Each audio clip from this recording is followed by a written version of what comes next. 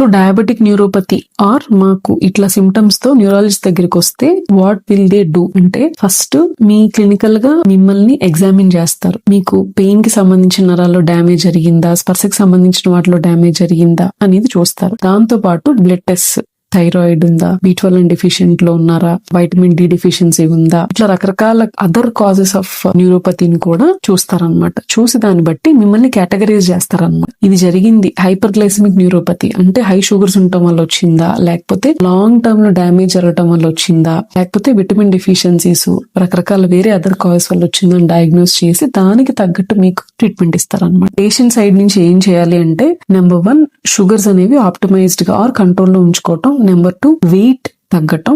Number 3 physiotherapy or exercise at least 5 days per week చేయటం. Number 4 balanced food తీసుకోవటం. Number 5 risk factors, smoking గానీ, high cholesterols గానీ ఇలాంటివన్నీ check లో ఉంచుకోవటం. అండ్ మీకు సిమ్టమ్స్ ఉంటే రెగ్యులర్ గా మీరు స్క్రీనింగ్ కి వెళ్ళటం. ఇవన్నీ కూడా important for managing diabetic neuropathy అన్నమాట. Thank you.